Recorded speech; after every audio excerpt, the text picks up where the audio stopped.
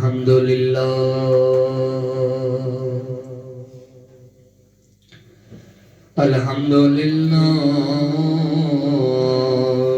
رب العالمين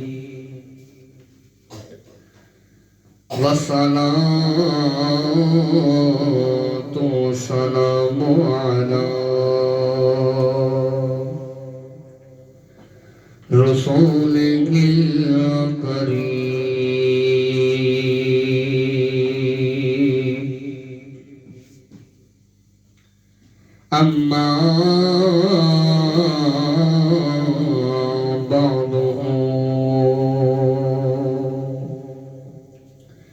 فأعوذ بالله من الشيطان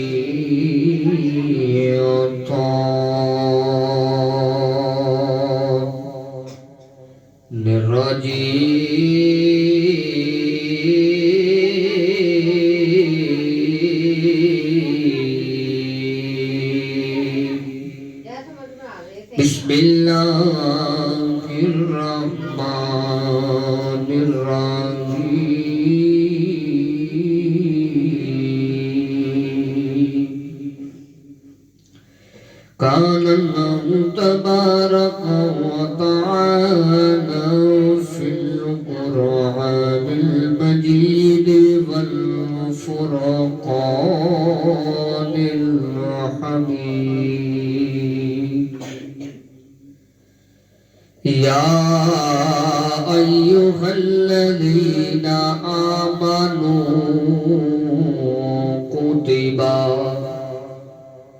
عليكم الصيام كما كتب على الذين من قبلكم كما كتب على الذين من قبلكم لعلكم تتقون آمنت بالله صدق الله مولانا العظيم وصدق رسوله النبي الكريم الأمين ونحن على ذلك لمن الشاهدين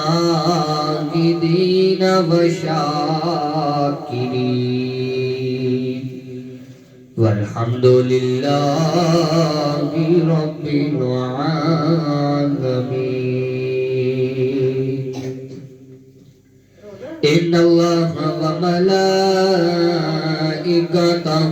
يصلون على النبي يا أيها الذين آمنوا صلوا عليه وسلموا تسليما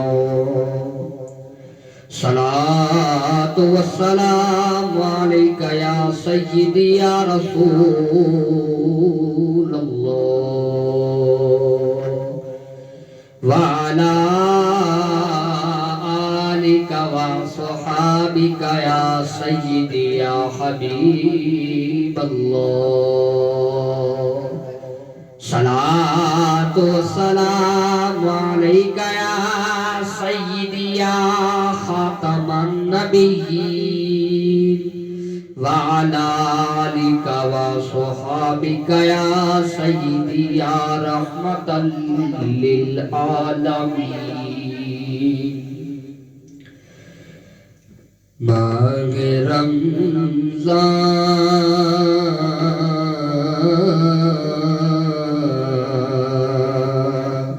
آ گیا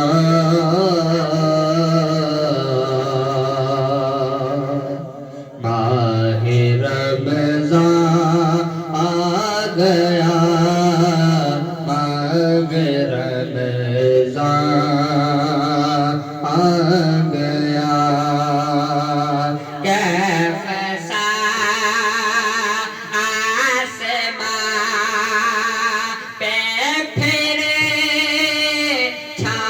گیا آ گیا رمضان رمضان آ گیا اور ہر طرف نور ہی نور ہے کہہ دو بس پھر رمضان آ گیا آ گیا آ گیا رمضان آ گیا نہایت ہی واجب الاحترام معزز و محتشم سامعین و سامعات، میں نے اب سب کے سامنے اللہ جل جلالہ وعظم البرہانہ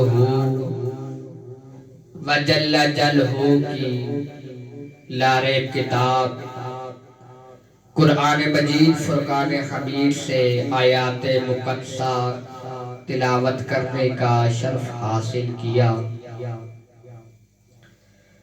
اور حضور نبی مکرم نور مجسم شاہ بنی آدم شافع روز جزا امام الانبیاء محبوب کبریاء جناب احمد مجتبی حضرت محمد مصطفیٰ صلی اللہ علیہ تحیت و سلام کی بارگاہ اقدس میں ہدیہ درود و سلام عرض کرنے کے بعد اللہ رب ذوالجلال کا بے حد کرم ہے کہ اس نے ہمیں یہ ببرکت مہینہ دیکھنا نصیب فرمایا۔ یہ ماہ مبارک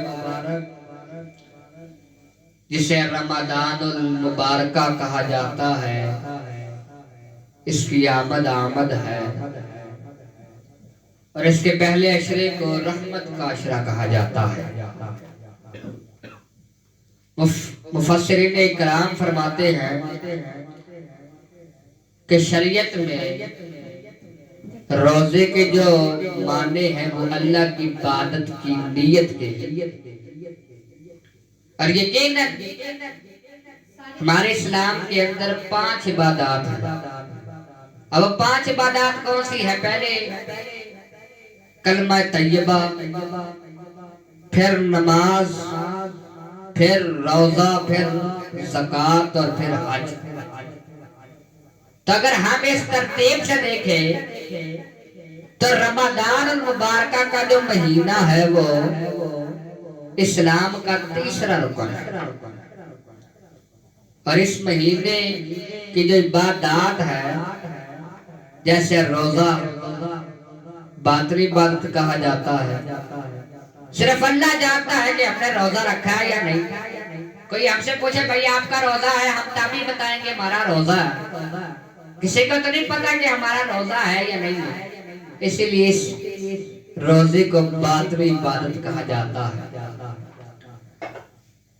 نبی پاک علیہ السلام نے حضرت سلیمان فارسی رضی اللہ تعالیٰ عنہ سے روایت ہے کہ نبی پاک صلی اللہ علیہ وسلم نے شعبان کے آخر میں خطبہ فرمایا، اور خطبہ کیا فرمایا؟ لوگوں، ایک بہت بڑے مہینے نے تم پر سایہ کیا ہے، اللہ نے اس کے روزوں کو فرض اور رات کے قیام کو نفل قرار دیا۔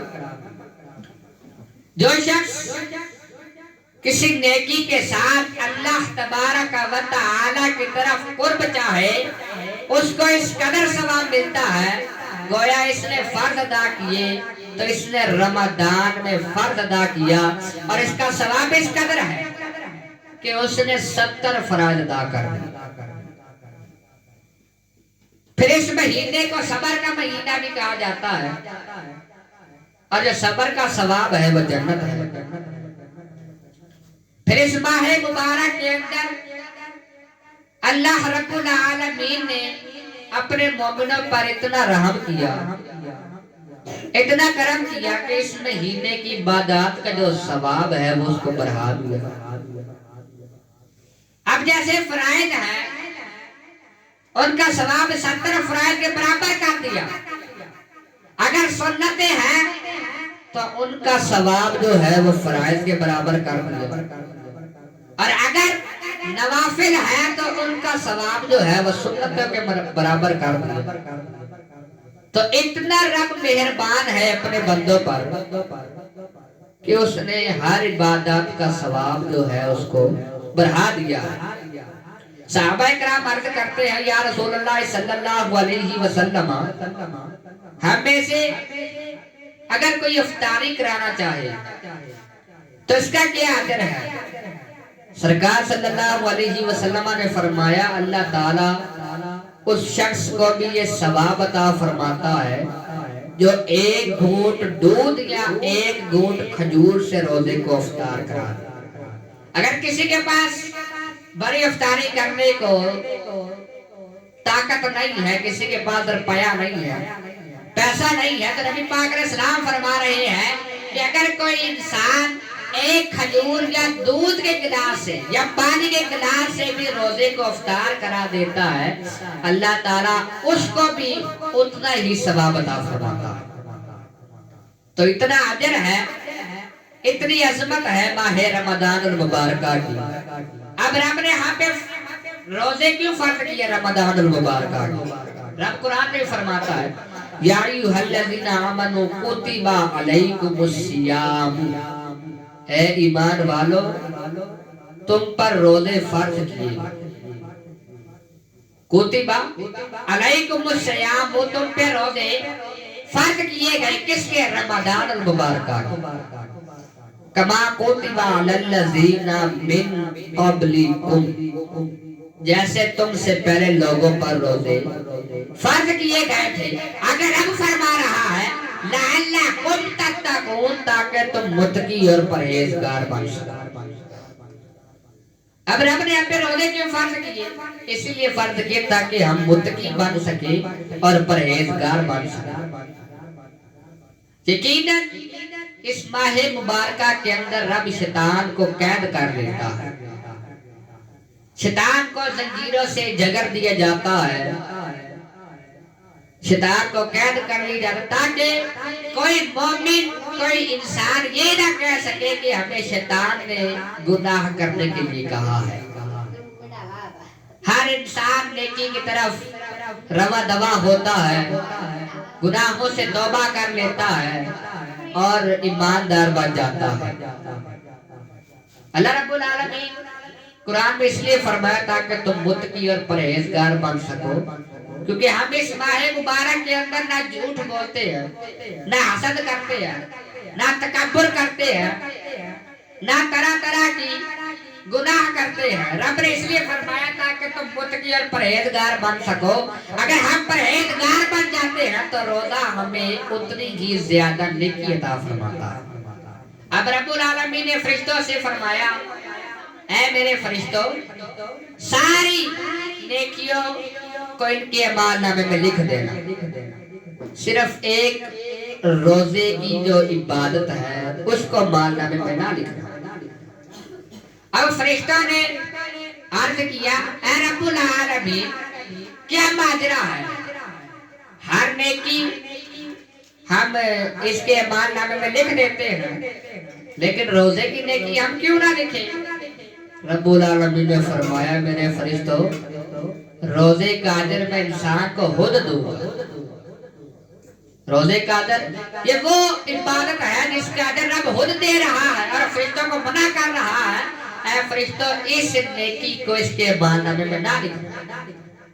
ایک شخص ہے بہت گناہ گار ہے، جب اس کا انتقال ہوا دنیا سے وصال فرما گیا، جب وصال فرمایا تو اس کے قبر کے اندر فرشتے آئے، منکر اور نکیر آئے، سوال جواب کرتے ہیں۔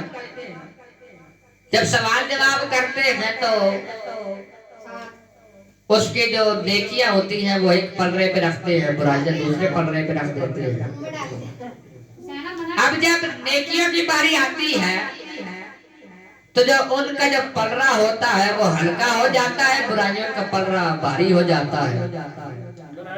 تو رب العالمین ایک کاغذ کا ٹکڑا اٹھاتا ہے اور اس نیکیوں کے پلڑے میں ڈال دیتا ہے، تو ایک دم نیکیوں کا پلڑا بھر جاتا ہے۔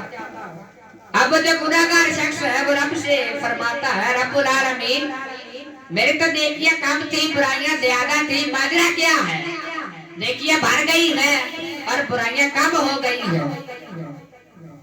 رب العالمین فرماتا ہے، میرے بندے تو دنیا کے اندر روزے رکھا کرتا تھا، دنیا کے اندر گناہوں سے توبہ کیا کرتا تھا، کہ تو نے جو روزے رکھے دنیا کے اندر ماہ رمضان کے، اس کا اجر میں نے تجھے خود دیا، اسی لیے تیرے نیکیوں کا وزن بڑھ گیا ہے اور برائیوں کا وزن زیادہ ہو گیا ہے۔